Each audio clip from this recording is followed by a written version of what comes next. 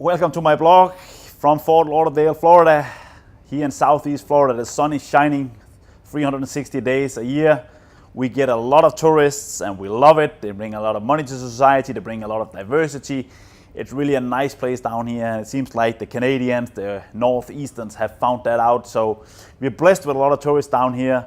All our hotels is always full, and so we basically have nothing to complain about. What I want to talk about today is Airbnb. That's the app out of Silicon Valley in California that lets private people rent out a room, rent out a house, rent out a condo to tourists.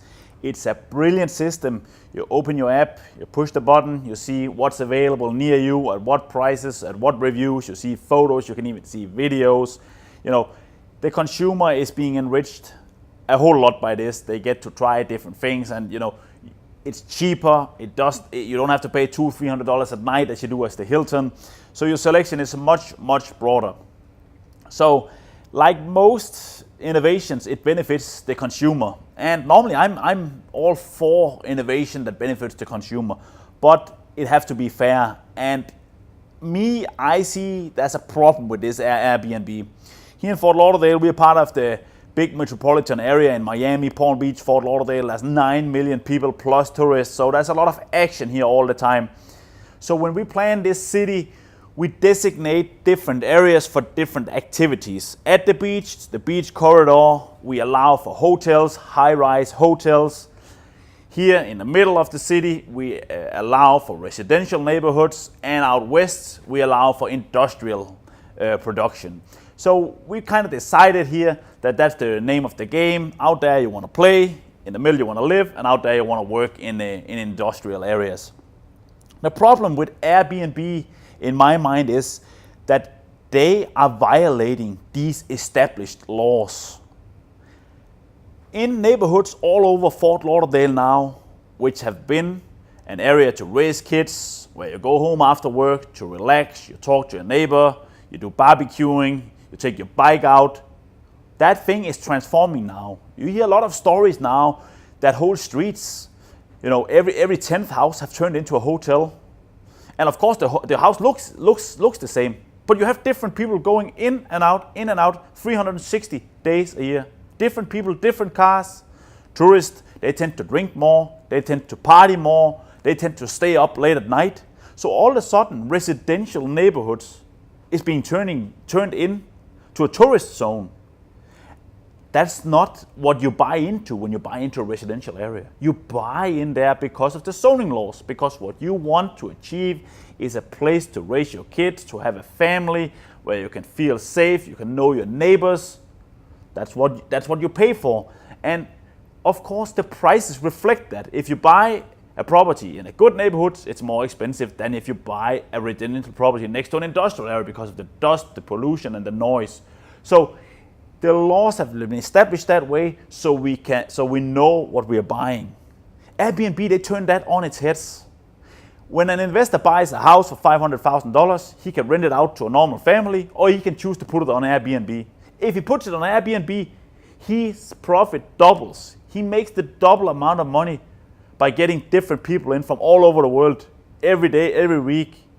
He's destroying the neighborhood. He's destroying the lives of the families that live in that neighborhood, that put their life savings, that put all their time in their life into this neighborhood to live a normal life.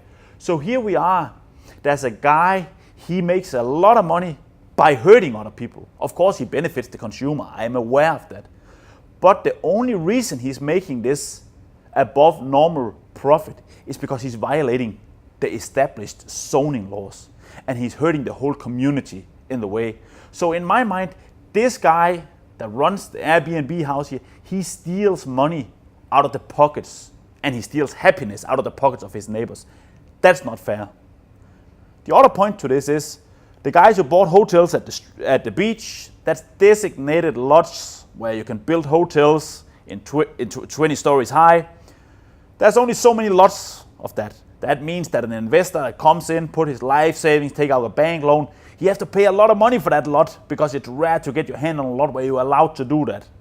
You know what? This guy, he's getting screwed too. Because in his calculations, when he paid $10 million for a lot, built a hotel for $10 million, he's in it at $20 million. His calculations was that he had to get $200 a night to make this into a profitable enterprise. All of a sudden, he can only get $150 because everybody out in the residential areas have been invaded by investors who buy single-family houses that's meant to raise a family for quiet family life and turning them into hotels. So he's stealing money from his neighbors, from the community. At the same time, he's stealing money from the people who's trying to run a legitimate business, hiring people, providing service. So Airbnb is the opposite of free market capitalism. Airbnb is not a good enterprise that benefits the society. It's the opposite. It violates property law. It's theft out of the neighbors. It's theft out of the real hotel owners. So where you see Netflix, you see Amazon, you see eBay, and a ton of tech companies that sprung up, they benefit society, they make things more efficient, and they deserve to make money, they deserve to get rich. But Airbnb is a scam, it's a disgrace, and I sincerely hope that the local governments around this country, they get their hands on this and make it illegal. It's not fair to any degree. I'm fine if they build a new neighborhood out west and they say, in this neighborhood we build houses and the zoning is Airbnb and it's residential.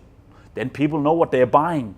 But this, where they sneak during the night, steal your property rights away, that's not fair. And what do you think is going to happen when you want to sell your house? Do you think anybody want to live in a house where the neighbor's a hotel? Of course they won't. So Airbnb is not free market capitalism, it's exactly the opposite.